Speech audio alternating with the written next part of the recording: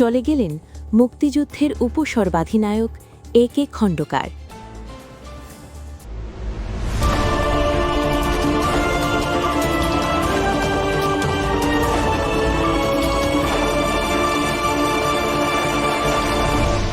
Channel CB. দেশের জন্য এক শোকাবহ সংবাদ। না ফেরার দেশে চলে গেলেন বাংলাদেশের ইতিহাসের অন্যতম সাক্ষী, মহান মুক্তিযুদ্ধের উপসর্বাধিনায়ক এবং বিমান বাহিনীর প্রথম প্রধান এয়ার ভাইস মার্শাল অবসর এ.কে. খন্দকার, বীর উত্তম। আন্তঃবাহিনী জনসংযোগ পরিদপ্তর আইএসপিআর জানিয়েছে, শনিবার সকাল 10:35 বার্ধক্যজনিত কারণে তিনি শেষ নিঃশ্বাস ত্যাগ করেন।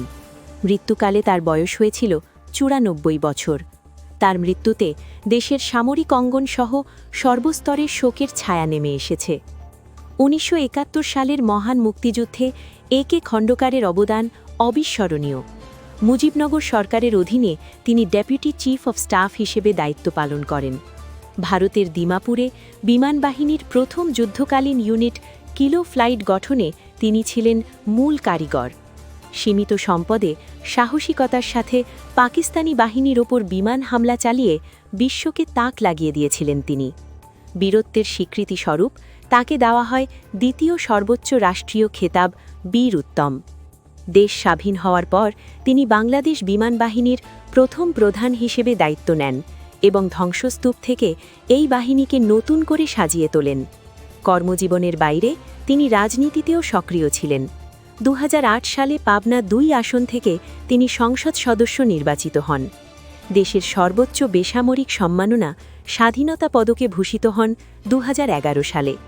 এমনকি তার সম্মানে কুর্মিটোলা বিমানঘাটির নামও রাখা হয়েছে। একটি জাতির জন্মলগ্নের সাহসী এই সারথি আজ বিদায় নিলেন, কিন্তু তার কীর্তি বেঁচে থাকবে প্রতিটি বাঙালির হৃদয়ে। তার বিদেহী আত্মার মাগফেরাত কামনা করছি।